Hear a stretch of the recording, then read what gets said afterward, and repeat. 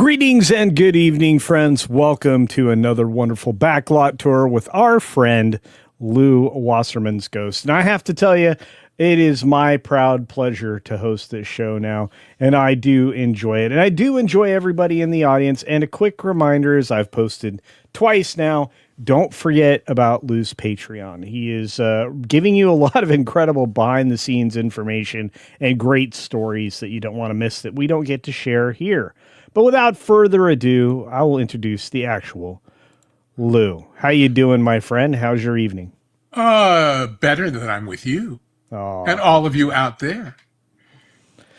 Yeah, we've got a great group of folks out in the audience. Many folks. Eric's out there. Good to see you, Eric. There is about to be more gray hair per square inch than ever before. I agree. Between my head of hair, Lew's head of hair, and my beard. and Hedda Hopper's head of hair. I don't know. Is head of hair? I don't know. But, I don't think so. But we've got people from all around the world, including a wonderful moderator named Juliet and so many more folks.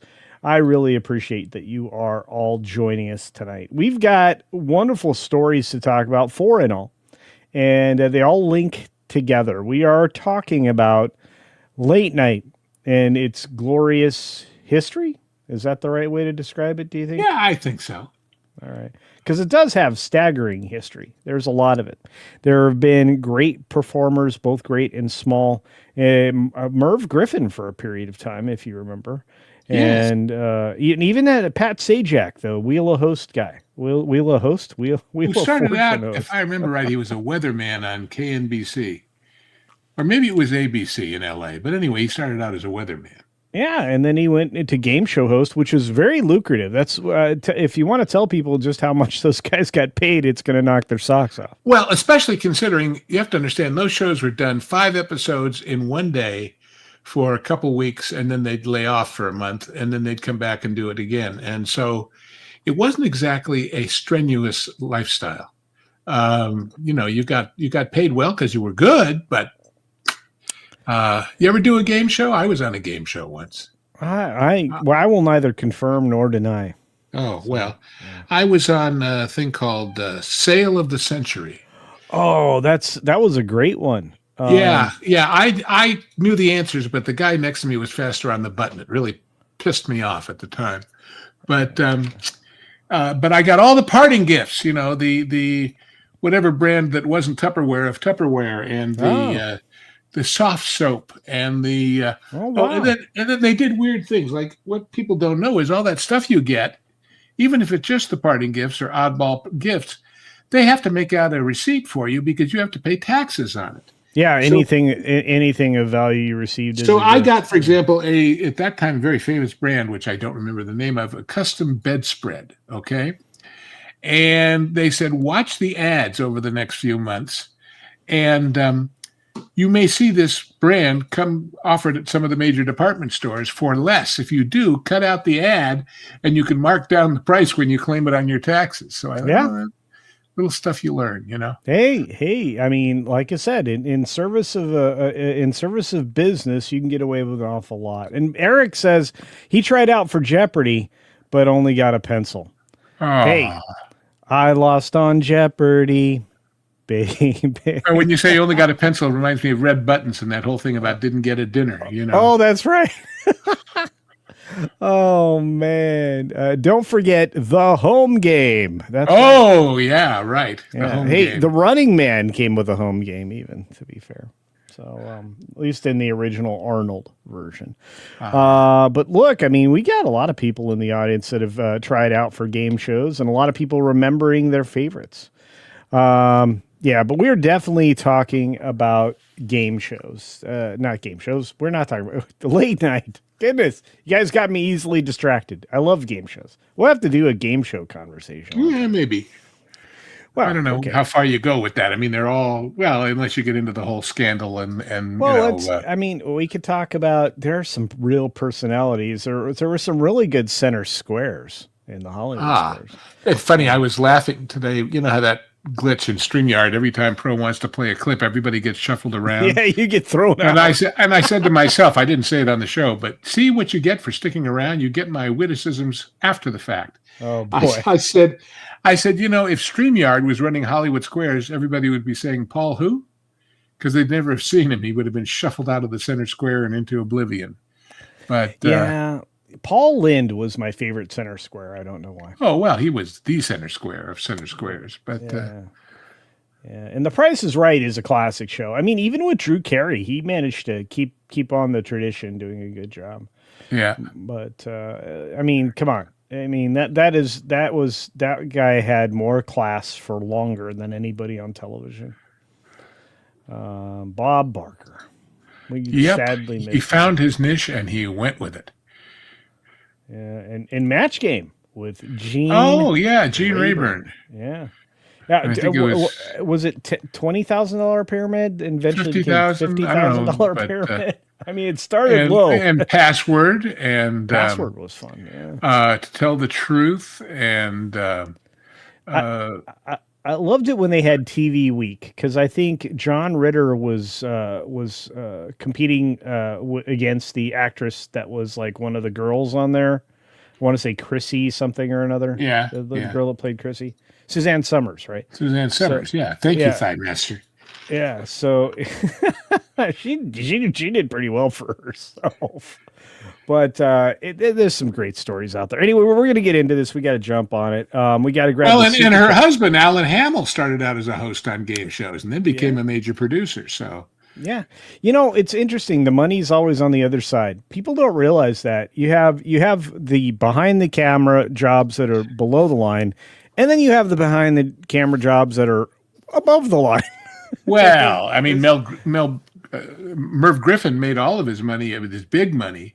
Yeah, from the game shows, his because company. Yeah. He literally wrote the clues, for Wheel of Fortune, and so. Anyway. Yeah, Lou, if you wouldn't mind reading this one, I would appreciate it. Okay, best game show ever, and how I really took my comedic education to the next level. You bet your life. Oh well, there you go. Say the secret word, and the duck will come down and give you some money. $50. Yeah. Yes, comedy that progressed the show and allowed conversation. Very tricky. And I tell you what. Just like with a lot of shows, and I know we're going to talk about late night in a minute. Yeah. Groucho was brilliant, but without what's his name, Fennerman, there to be the bounce off, the host. You need the straight man. And that's what Ed did for Johnny, and what all those guys, that had good ones. Well, I'm just here to be your straight man, Lou. Is that okay? Oh well, you have to wear a more loud outfit and endorse beers with horses involved in it. I will definitely work on that. I like a good Colt 45. Anyway, let's get on. There's no bull running through the wall on this show. No. Anyway. So all right, we got to get to it, folks, and everybody's right. HQ Idiot Box says Betty White was awesome. There is no lie told there. She was. Yes, but classic. For me, she became a one-trick pony. The dirty little old lady, and I got a little bored with the whole shtick, but that's just me. She wasn't always dirty. Sometimes she was great. No, once she got into it, that's what she did because everybody expected it, so. Well, she was very innocent in a movie she did with, I want to say Ryan Reynolds and a Deadpool actor and Sandra Bullock. It was called, 2 Weeks Notice or something like that. I don't remember what it was. Sounds familiar, and most people, of course, are aware that she was married to Alan Ludden all those years. So, what? You didn't know that? No. Oh no, Alan Ludden and Betty White were a couple from the beginning. Yeah. Oh wow, because she played that role so well as the single lady. Right. And then eventually the dirty lady. Anyway, we got to jump on this. Go ahead, jump. So I want to talk about the fact that these shows are simply slipping away. I don't think there's a way to save them. I don't know. I mean, look, Collider agrees with me. Is the golden age of late night TV slipping away for good? Well, this was published not that long ago, 2 years ago. And this is before all the controversy around the existing hosts. So, and you can find this guy, I guess, on LinkedIn. I don't know why you would, but good luck with that. And once a staple of nightly entertainment, late night TV now faces an uncertain future, and it is signs of struggle are everywhere. NBC's recent decision to cut the Tonight Show starring Jimmy Fallon from 5 to 4 nights a week is just one of them. Well, a lot of us would say that's because now they're all doing that, right? That was then, but now they're all doing 4 nights and a repeat. Yeah, but I would say he had to give up. I think that started because of football, perhaps, or maybe. Oh, I don't know. I just think they realized that the production cost was so high that it wasn't worth it. It still isn't worth it, but it slightly less isn't worth it. So, yeah, I mean, Seth Meyers lost his band. The 8G band was gone. And all of a sudden, like, things changed. On an episode of Jimmy Kimmel Live, the host remarked, "I don't know if there will be any late night television shows on network TV in 10 years. That's the smartest thing Jimmy Kimmel's ever said, I think. Well, it wouldn't take much competition because.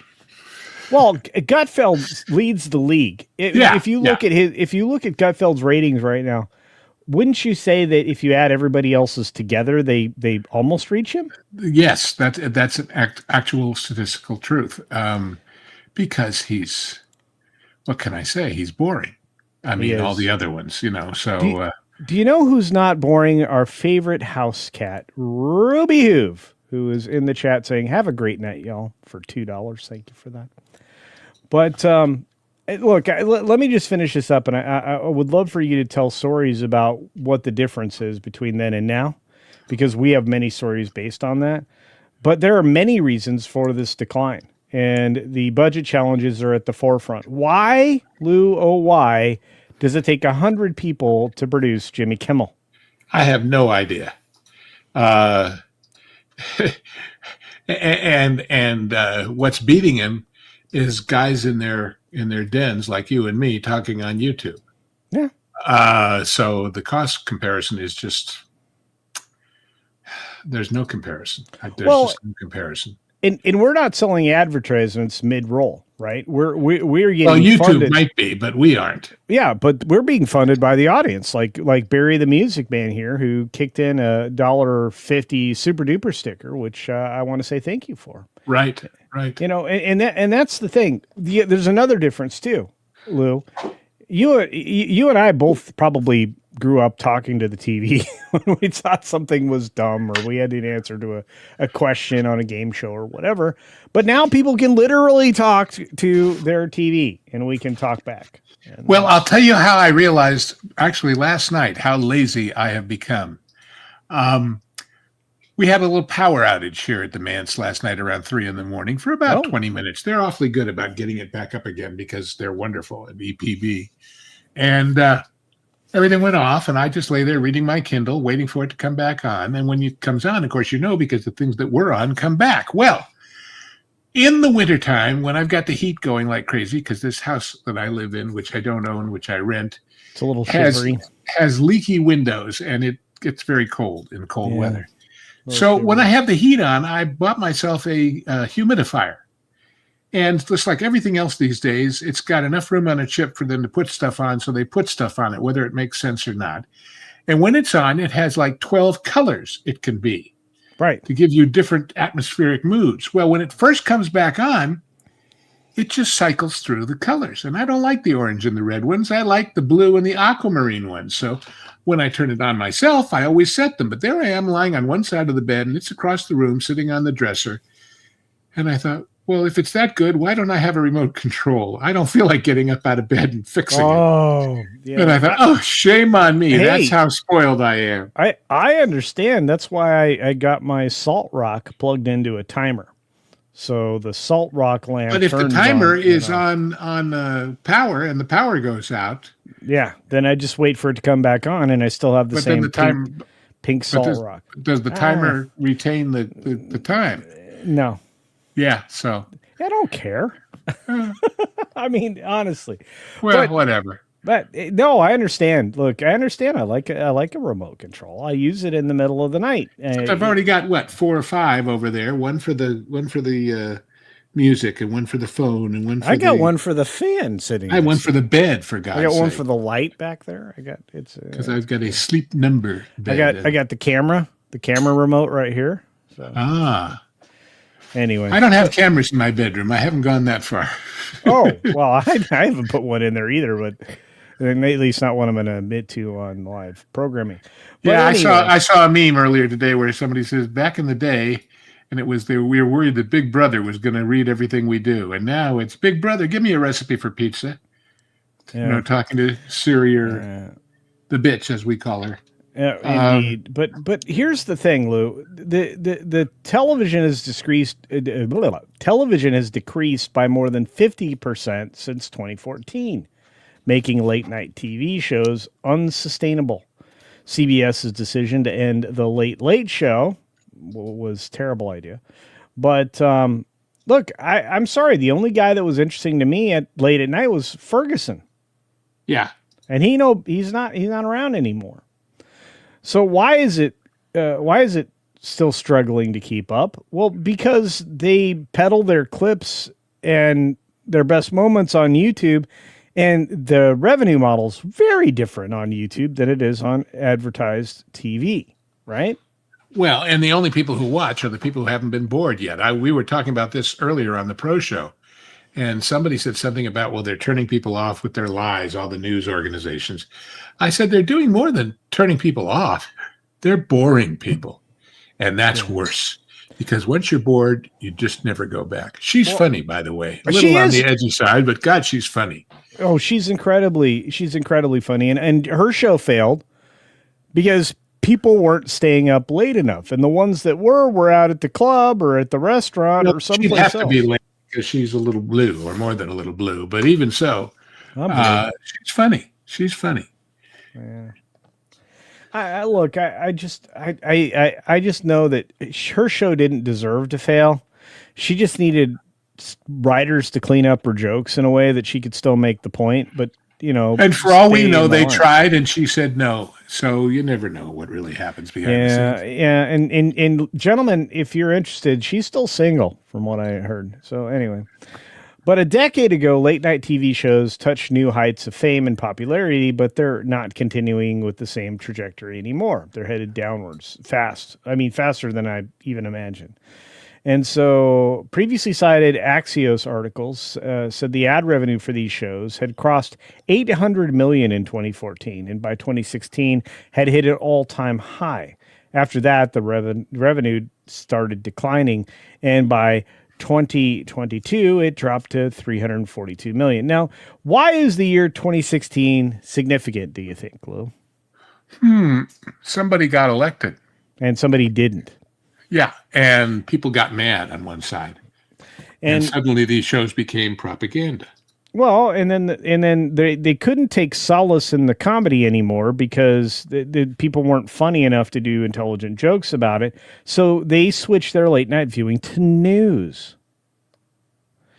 And the news was the only one telling them what they wanted to hear. And now the news is failing. I wonder why that's happening, Lou.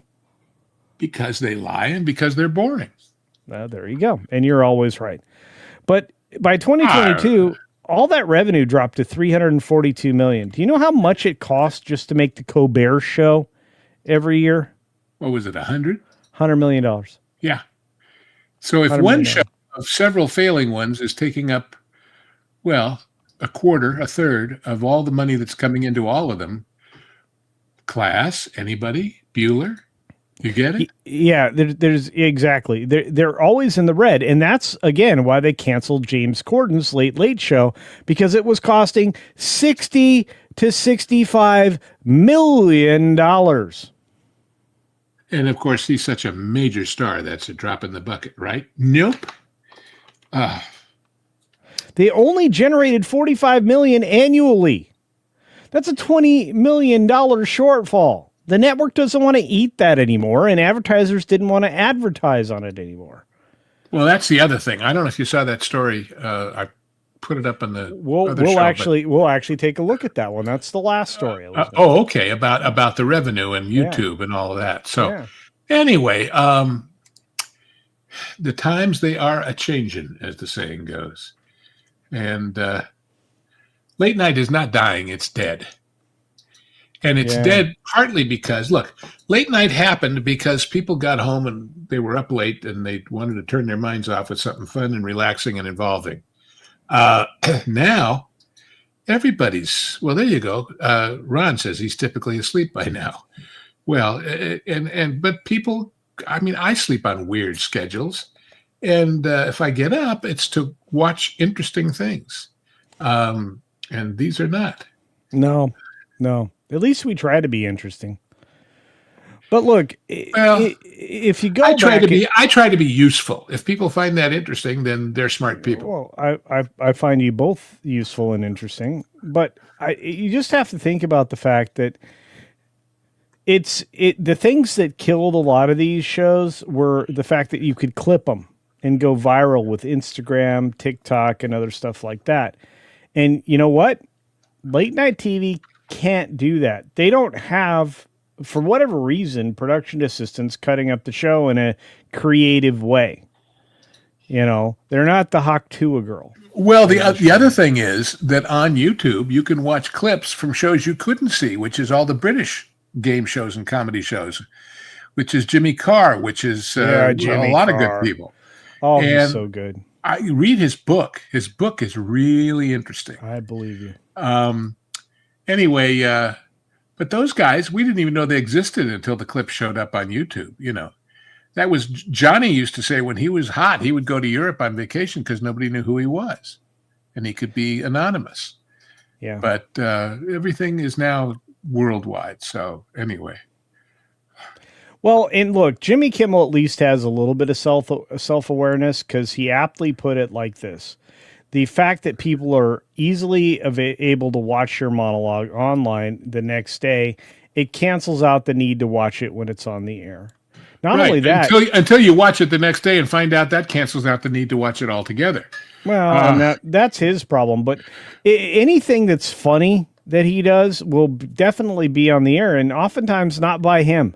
Somebody else who creatively cut it with some kind of a stitch where they're talking about what an idiot he is.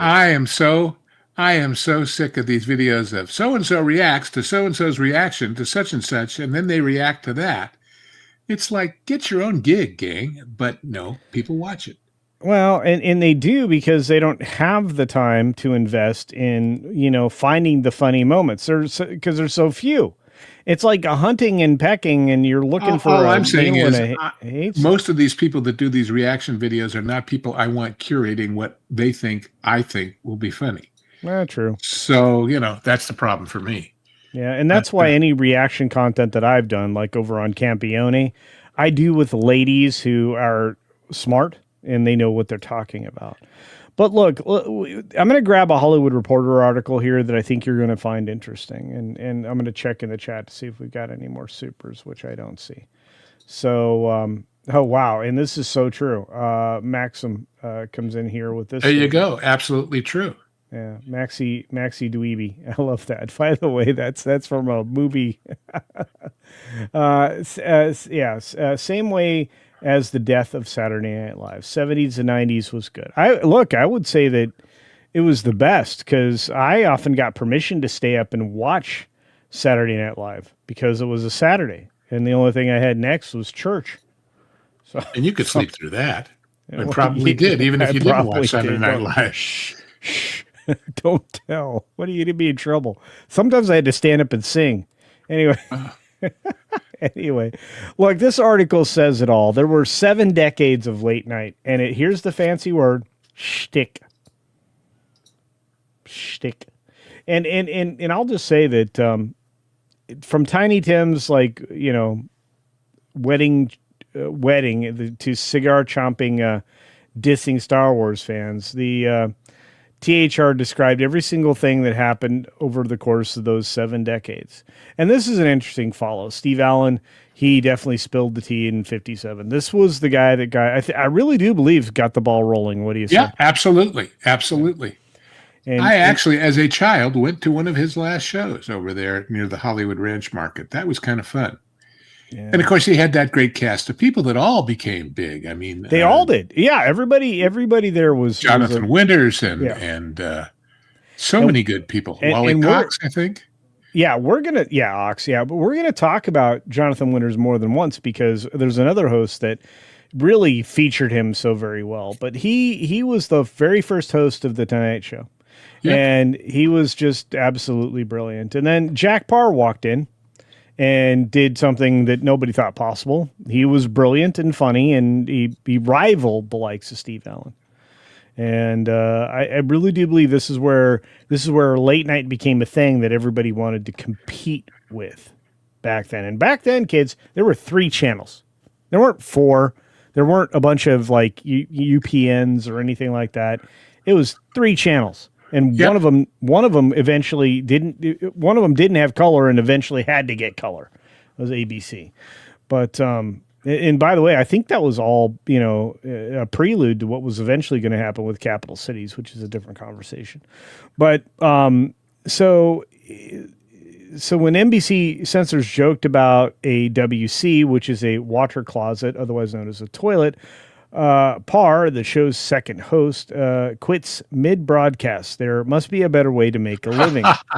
And yet, this guy danced with a lot of interesting subject matters on his show. Ed Ames. Well, and the stuff that they censors, God, I could go on about that all day, but I won't. I promise. Ed At least not Ames tonight. was around for a little while, Yeah. and then we got the Tiny Tim marries Miss Vicky on whose show? Johnny. Yeah, and look, it just goes on and on from there. There was a lot of shtick and campiness. Is that a word now? Can I use that word still? Sure, why not? And look, it kind of went on, and the brilliance of late night, extended more even into pop culture. And as an example of that, I'll say that at one point, Kiss showed up on a late night show. Bette Davis showed up. Betty Davis was a little bit of a not so nice person from anecdotes. I don't know one way or the other, but Yeah. But what happened, of course, was that in addition to the late night shows, these shows in a way spawned the longer format interview shows, like Cavett and the like, where people like Betty Davis and Alfred Hitchcock and all these people showed up and talked for an hour and a half, just the one guest. So that was a different thing, and it ran a different day part, and that led to and I think it also spawned us. Let's just be honest. Oh yeah. The reason first of all, I developed the chops I have now because I was very early on in my career of just being part of panel shows. And the art of entertainment is just something that I'd practiced essentially my whole life since I stood on stage at an ice cream social singing "I Love Trash" dressed as Oscar the Grouch.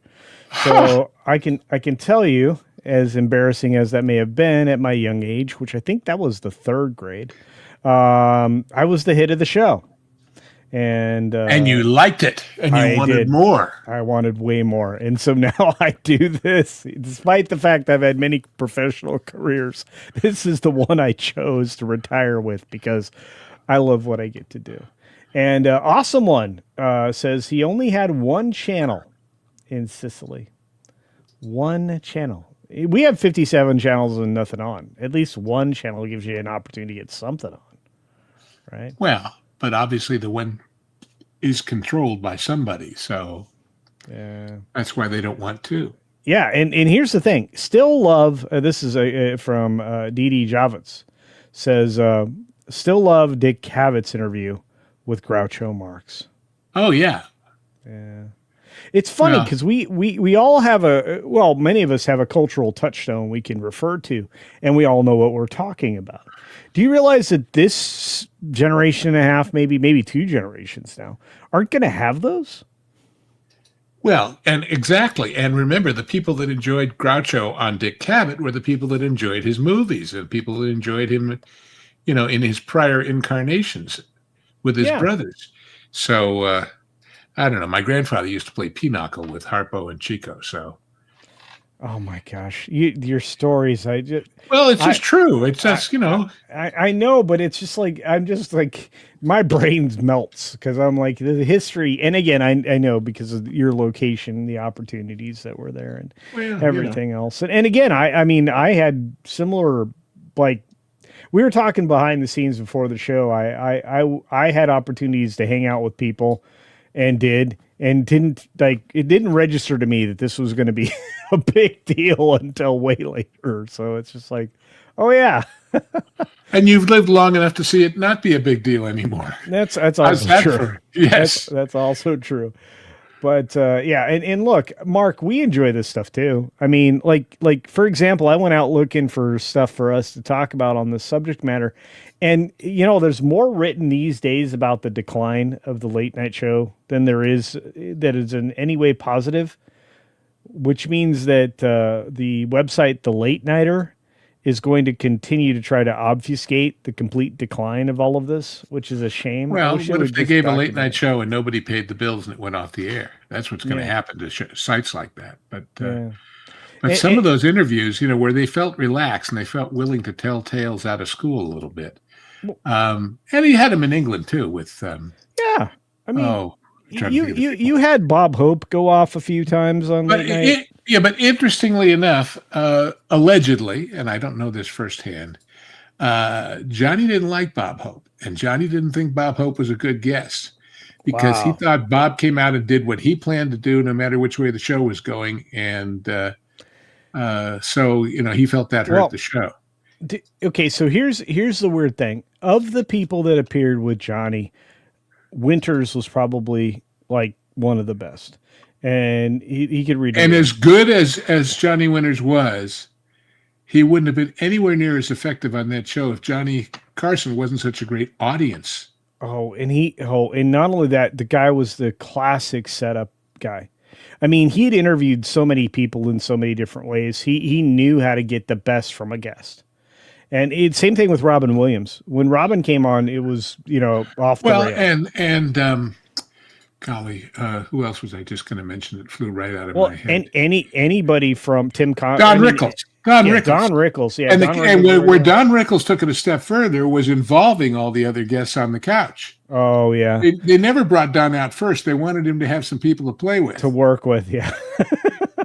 and there's one with Denzel Washington. And I mean, there's all kinds of. Yeah, if you can catch some of those clips, they're on YouTube, so you should be able to. Yeah, they're all out there. But I think anytime I felt like Johnny had one of Carol Burnett's people on, from her show at the time. Harvey Korman or Tim Conway. Conway. Look, these people, you'll never get them again, And at the time, you have to think about it. A lot of these people came up in comedy that Johnny would have on, and most of them were comedians or comedians. And I go back and I'm thinking, there was another guy I just didn't feel got enough work on late night shows, and that was Bob Newhart. The guy was still one of the best drop dead comedians in the whole world. Nobody could deliver. He worked a lot because he traveled the country doing stand up and he learned, Well, he didn't like being a psychologist, and he didn't like being a salesman. He liked being a comedian. So there you go. The guy was selling insurance at one point in time. Yeah, well, he was an accountant at one point in time. So just crazy. Anyway, we got to get to this because Jeff Hurwitz wrote a great article I want to jump on real quick. So if you'll bear with me just a moment. Jump on it by all means. Yeah, let me have you read this while I figure out. Okay, Late Night did it to themselves, being partisan, bring back Conan and Ferguson, also culture. Amazon did it again. Enjoy the free RPG book at the P.O. Box. Oh, thank you so very much. All right. Well, I feel guilty now. You're hurting me. You're hurting. I may have to send these to you, Archer. I'm sorry, but I actually the boss is going to go to the PO box tomorrow after the office, and then I'm going to do a unboxing of whatever's there on Friday on my show. But anyway, back to this because this is more important. So let's get to this because I think this is a good article. Again, Jeff Hurwitz did this over on Broad and Liberty. and the decline and fall of late night TV. So thank you for this article. This is this last year in July of 2025 when we all realized things were dead. So 54, he had the Steve Allen Show. It was launched as NBC's local TV station in New York. Now, their local TV back then eventually was the network, right? I mean, I'm not kidding there. Well, but also remember that at that hour of the night, if these shows weren't on, what you saw was the Indian and the test pattern. Also true. And Stations, no stations ran 24 hours. They just didn't do it. No. And look, they didn't have infomercials back then. They weren't selling advertisements in the middle of the night. You weren't buying, opportunity to see your dentist. So it's just a little bit different there. So, but anyway, so that the same year the program began its national airing as The Tonight Show, and thus began a late night run of talk entertainment shows. So that was 54.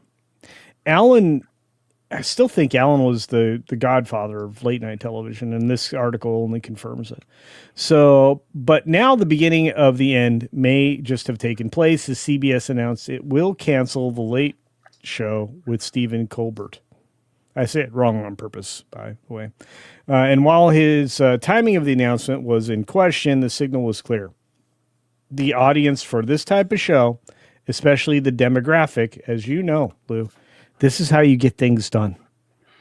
18 to 54. And just so people understand, the presumption is those are the people with money to spend on the stuff in the commercials. It's not a presumption. It's exactly what's happening. And you realize that from the 18 to 24 group, that money's coming from their folks. These kids are worthless. Sorry if there's some of you out there in the audience that are productive. I'm just saying that money is coming from not them. They're probably not working. They're probably in the basement or in an apartment, but they don't pay for it. So that particular demographic was anemic. So when you got streaming platforms and everything out, that they're going to just bring in all the younger viewers. You can't compete. So cable stations were dying. Lou, you remember how many cable channels we had and how many we don't have anymore? Yeah, but I think the funniest joke about cable channels that I ever saw was in Gremlins 2. For those who haven't seen Gremlins 2, it's about a kind of a Ted figure who owns umpteen cable channels. And Phoebe Cates is a tour guide and taking people through the studio, past all of these big studio doors, in a big hallway. And one of them, as she's going by, two guys in complete kind of Robin Hood suits step out, close the door, and on the sign on the door, it says, the Archery Channel, 24/7, 365. Yeah. And I just died because I said, the fact is that's the kind of stuff they'll do. They'll take any niche they can find and make a channel out of it. And if you can get 12 people to watch and you have advertisers who only sell archery stuff, they might buy ads on that thinking that's my market. But don't you wish that we still had the outdoor channel?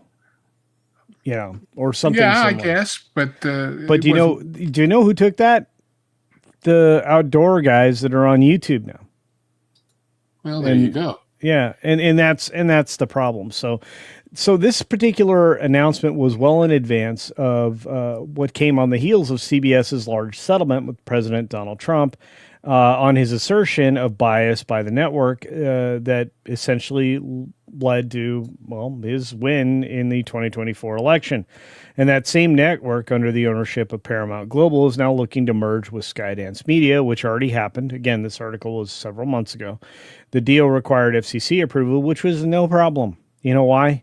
There were no conflicts. It had nothing to do with Trump, regardless of any assertion there. And the president has constantly been the object of ridicule by Colbert during his nightly monologues. And that's the other part of the conversation that I wanted to lead into. Lou, tell me the truth. Always. Does late night have a particular bias politically? Sure. Didn't used to, does now. why did that? Can you give us an idea why that happened? Do you have any like guesses? Because or the theories? people in charge of it are about virtue signaling. Somebody was talking again on the previous show about the responsibility. Well, their responsibility is to make money. Yeah. They feel a responsibility to their cause more than to making money for their bosses so that they can get those nice paychecks they get. And if you're not putting butts in seats or eyeballs and ears at a screen, don't matter how noble and good and wonderful you think you are. Do you think that today's hosts are effective interviewers? I wouldn't know. They never have a chance because they're only talking to people they love and asking softball questions. This is what I've said about why the left is so weak. It's because when they've controlled the media for so long, it's been a long time since anybody asked them hard questions. And therefore, they have not formulated the answers to hard questions that are at least plausible. I don't know if you saw this guy. I think it was yesterday or today. And one of the senators or congressmen was asking him at a congressional hearing if people crossing the border illegally were breaking the law. Yes, I saw the clip. Yeah. And the guy, well, I don't know. You don't know? Well, I'm not a lawyer. I don't care if you're a lawyer. You don't know. If somebody came into your house without your permission, started eating your food and sleeping in your bed, would they be breaking the law? Oh, yes. Yeah. And look, in their brain, the disconnect is with whatever activities Trump is doing or supporting or whatever. Well, and it's just because they have nothing else. Yeah. They have no alternative policies. They have no alternative answers. They just don't, because they've been so coddled and so soft for so long that they haven't had to. They've had, well, I'm going on the news. That'll be easy. It'll all be easy. It'll all be so easy. And then suddenly maybe it isn't. Yeah. And look, I miss these days too, Mary, when you could just have a movie, a great movie and a Christmas Carol. It was on 30 stations throughout the day during the Christmas season. I like that. The fact that it wasn't licensed specifically and only to a specific broadcast group or streaming channel. I really did appreciate that. I don't mind watching A Christmas Story like 11 billion times on, Christmas Day. But you're just a very fragile soul. That's all. A fragile soul. Hey, look, I want one of those leg lamps. That's all I got to say about that. Sale, they're out there, but I know I can't find one, but as soon as I do, I'm going to get one. So, but and thank you, Mark, for your kind words. I really appreciate that. Remember when culture was called Cuddles? Yes, I was Cuddles Casino for a period of time. Really? There's a meme out there. No, that was not a formal name. That was because of a particular meme I created, and then I decided to put myself next to the meme, and hence the Cuddles Casino was. I see. Yeah, look, I've been around for 6 years. Sometimes you make a tactical. Well, error. on St. Patrick's Day, I've been around for 73. No, that's okay. Everyone out there is officially notified that the best present you can get me, unless you want to send some great booze or something more expensive, is join the LEW'S. That's true. You got it. Look, I promoted this earlier in the stream, but you have to check out LEW'S channel. If not, you're criminal. It's criminal at this point. Well, no court in the land will convict you. No, but it's still criminal anyway. We love you guys. Hey, does that make Culture Casino Italian? I will neither confirm nor deny, but I do have a channel called Campione Reacts. So, take away what you will. Anyway, yeah, Uncle Milty, good suggestion. Thank you, Maxi Dweeby. Oh my gosh, I love that name so much. All right, so the final story that I want to talk about, my friend, is the lead-in. This is where we wanted to get the whole night, and this is one you sent me. So if you don't like this story, then, it was your own doing. But I think it conveys the entire point in a concise, flavorful reason why late night is so terrible. And it's effervescent in its take on why. See, I had to use a big word there, effervescent. For a minute, I thought you were thinking the word "why" was big, and I was beginning to worry. But no, No, Okay, good. effervescent. I'm just saying that it helps. It's a sense of rising because of the active lift of bubbles and things. Look, Sparkles and bubbles, just look alive, at this. alive. Oh, Okay, let's just okay. finish. Report: 94% of late night hosts Oh, jokes yeah. about the recent Iran airstrikes mock Trump and U.S. allies, including the people in the Middle East who Iran decided to shoot at randomly for no reason. Well, they had their reasons, but 94%. That's an insane number.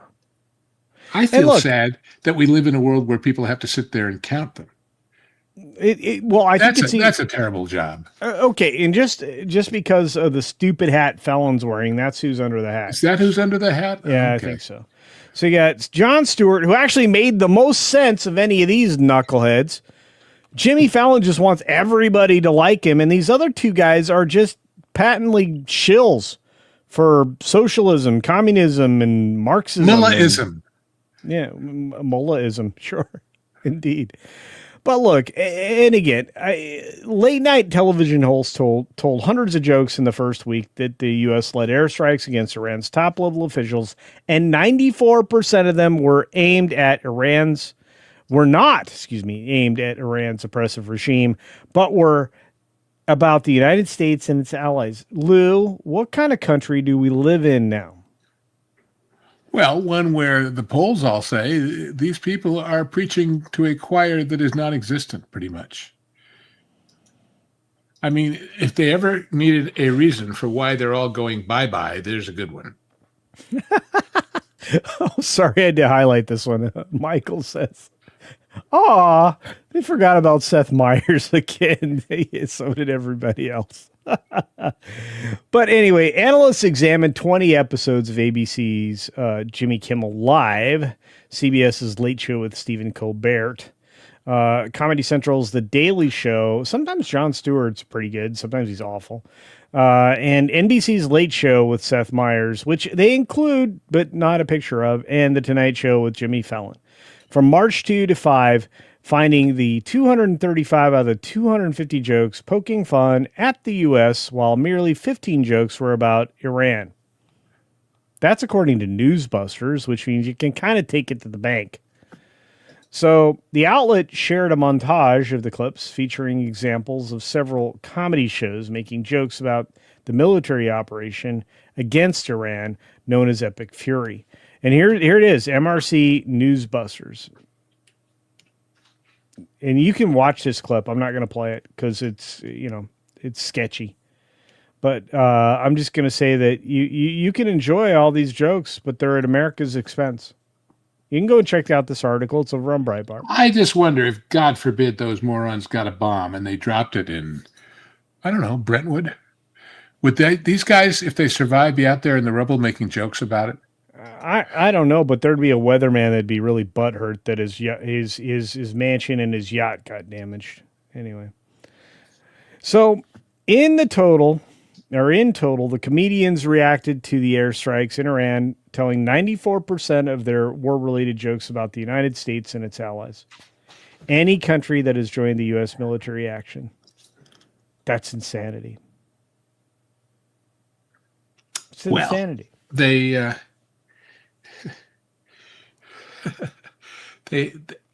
they're committing suicide, career suicide, and they've got to know it. But they don't see it that way, Lou. They don't care. They don't care. It is more important to them. It is more important to them to be good with their peeps than it is to be good with America. Because, if you forget that you're supposedly a comedian and you're supposed to do jokes, if you had an honest, sincere disagreement with the policy and you came out and said it without the jokes, at least you'd be arguing for your cause. But they don't even do that. They just make fun of anybody they think is on the other side so that their friends will say, "Oh boy, did you see you made fun of him?" I don't know what more you can say about this except that these people are morons, and they're rich morons, and that's all of our faults. Okay, so I'm going to say something, and believe it or not, this is why Aaron Sorkin is the most self-aware and high-quality dialogue writer. His politics stink, for sure. But he put a character in one of his shows with a line that said, "Stop writing jokes for other writers." Huh. And that's the problem, right? Because that joke that you just described, that line, that's intended for a handful of people. It's not intended for the audience. It doesn't land. They would not know an audience if it jumped up and bit them, as far as any right. kind of mass audience. And look, Jeremiah is here. It's great to see you, Jeremiah. Thanks for dropping by tonight, Jeremiah Hambry. Asks you, Lou, I want to know something. Did you know Japanese had their own version of Columbo? If you want to go look it up, I recommend you do. Huh. I did not. Is it Carumbo, or is there some other name? I can't Easy, help it. Batman. But no, that would be. I think that would be great. Look, we're about to get a new version of James Garner that I'm nervous about.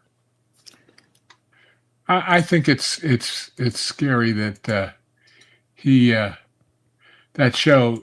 What are they publicizing? Well, his daughter likes the guy, and we got the same car, and I'm going, yeah, but so I feel sorry for him. I wouldn't have taken that job if it was offered to me, no matter how much they wanted to pay, because you're always going to be compared negatively to the original.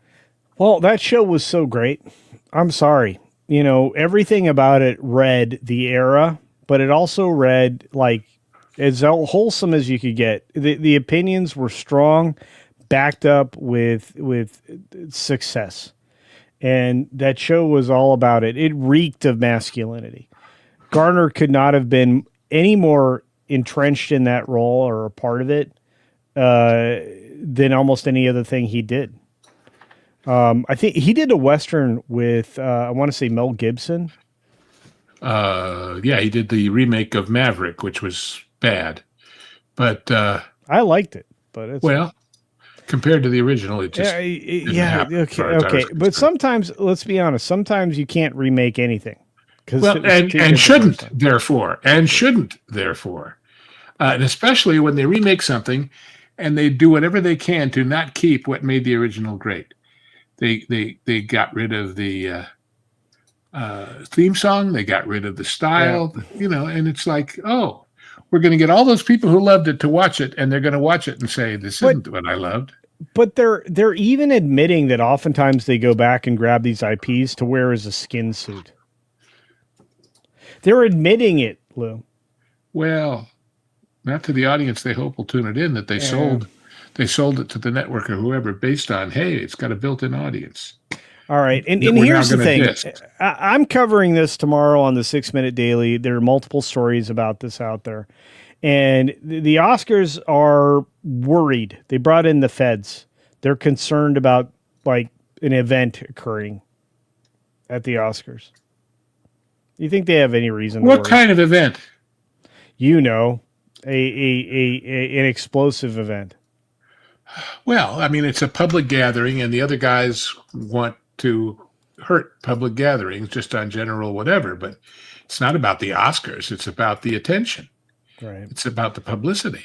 Well, yeah, I just want to bring to everybody's attention that when you look at the analysis of the particular coverage, there's no reason for them to fear, because there's a large percentage of people, for whatever reason, that don't like the country they live in here in the United States. They targeted Donald Trump 229 times. They joked directly about him as an individual 152. Again, these are of the jokes we talked about previously. Hegseth was the second most joked about with 23. Mark Wayne Mullen, they brought in for some reason. He's not even officially in the job yet that I know of. 14. And then, of course, Republicans in general. Lindsey Graham, 6, probably because of his rumored rendezvous. And look, Jimmy Fallon, of his 36 of 37 jokes, were about the U.S. side. What a scumbag. Colbert, landed 43 of 48. Jon Stewart and Michael Costa combined for 53 of 60. Not looking good. They didn't make much fun of Khomeini. Well, anyway, and let me just say this. I would not censor them in the least. They are entitled to say what they want to say. But for every 50 of their sycophants who laughed, how do we know there isn't one out there who said, yeah, we ought to blow them up and does something about it? Yeah. So they're giving permission to bad people to do something that without permission they might not do. And there's no way to control it, but it's just... It's a consequence of what they're doing that is very realistic, unfortunately, in this crazy world of ours. Yeah. Well, Lou, at least you're the voice of reason. You've seen more than I have, and I've seen an awful lot.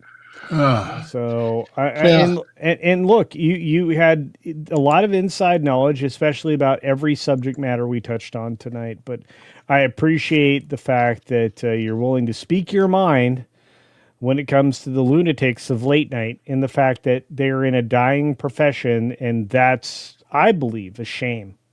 What do you think? Wrap it up. Golly.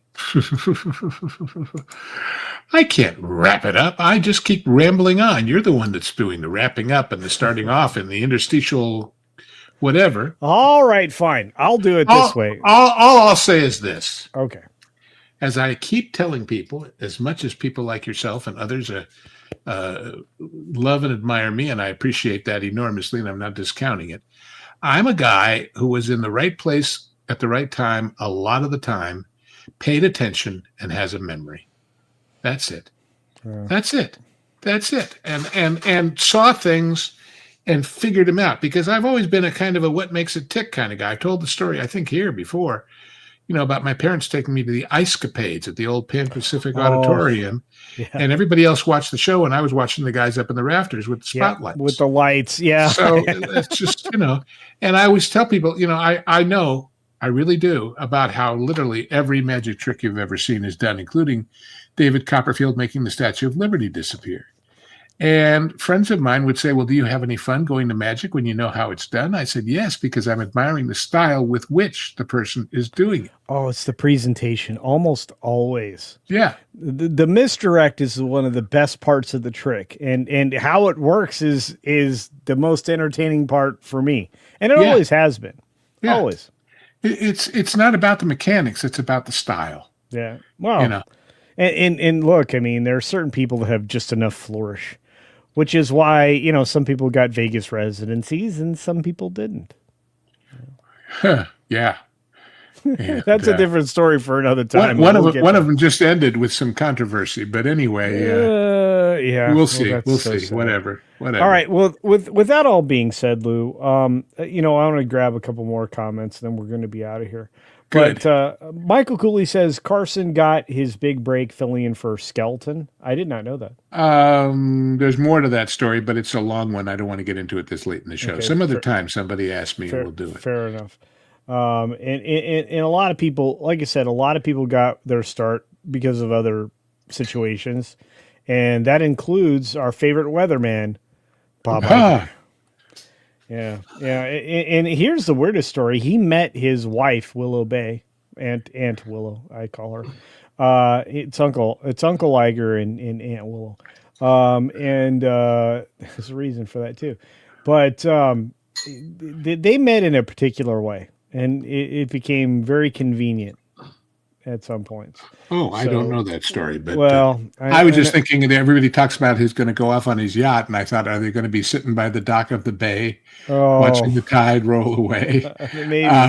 Maybe so. So, look, I just want to remind everybody, tomorrow morning, the 6 Minute Daily is already live. I mean, it's not live. But I love the 6 Minute Daily. You can check it out tomorrow. We got a lot to talk about. The Oscars are coming, Golden Globe announcements. We're going to talk about upcoming film projects and everything else in between. But we also have some actual real news about 6-7 stories. And, of course, I wrap up with a bear story tomorrow. It's Friday. It's a long, no, it's not Friday tomorrow. It's Thursday tomorrow, right? Yeah, it's Thursday, so it's a shorter day. So we'll get in the news, and then we'll be off to go see That Park Plays, WDW Pro, wherever. You'll get redirected. And then the HCast. Now, Lou has a special concern. I've linked it twice in the chat at least. You guys have to go check it out. It's Lew's Views on Patreon. It's well worth your time. Hey, you do great stuff over there. It's in the description down below, along with Lew's jukebox selection. You want to tell? Oh, we forgot to mention the jukebox. Yeah. I always had a problem with this show that I wanted to share great movie music with people, but there's that damn copyright thing. So I find other people who somehow get around it, and I link you to their presentations. And tonight, you have a movie that I had no idea this composer did, and neither will you, although it's great, until you get to the very end when suddenly the finale of what is basically a comedy spy movie sounds like one of his great Western scores. And that's Elmer Bernstein, and that's the wonderful comedic spy show. And by the way, of course, if you are a member of the Pro Show, you get to watch the Genre Guys, which is, you guys just did one. I just saw it. Holy cow. Well, we just did. He puts them up, but we do them well in advance. And the next 4 that we're going to do, just so you have a preview of coming attractions, we're going to do Margin Call. Oh, that's so good. That's a great movie. And we're going to do The Outfit. And following up on our other Dick stories, you should pardon the expression, we're going to do, pre-crime, post-crime. Oh, wow. And then lastly, Pro let me know that there's been a lot of clamor for us to do, and so we're going to, The Lincoln Lawyer. The film. The original one or the TV show? No, the original feature. We just do only features. That's okay. Well, then do me the favor, and you guys need to do Wall Street. Yeah, sure. Because Greed is good. It is, even if nobody at the major networks has a clue about it. But or certainly in the talk shows. Well, they understand greed, but they don't understand how to accomplish it. So anyway. All right, so I do all that stuff, and I show up late night on the Pro Show every so often, and sleep a lot, and drink a lot of good booze and wine. And one of these days, we will be in Vino Veritas. Actually, the wine stream is going to come sooner rather than later. We are both consumers of it, and it'll come sooner than consumer. Okay. On that note, I'm just going to say, from all of us to all of you, a very Merry Christmas. No, that's not it. Thank you for being here tonight. For those of you who contributed, we truly appreciate it here at T3PO. And I look forward to doing this more regularly on Wednesdays. I blame last week on a migraine, but truly I would not have been in any shape to deliver. On that note, Merry Mint. And one last thing about my impending birthday being St. Patrick's Day. Would you please, everyone, do what I do on St. Patrick's Day, which is the same thing I do on New Year's. Stay the hell home. Always. There are too many amateur drunks out there threatening your life and future. So get a bottle of something nice and some food and sit back and, swing your shillelagh, but do it in the privacy of your own home. Yeah. Hide your kids, hide your wife. That's Aaron, go braless. What can I say? All right. Having said that. Okay. So with all that being said, do check out everything that's over there on Genre Guys. Check out look, we do a lot of content for you guys every single week because we love you so much. So for the 180 you still here, we'll just say of not so fancy, good night. Thank you.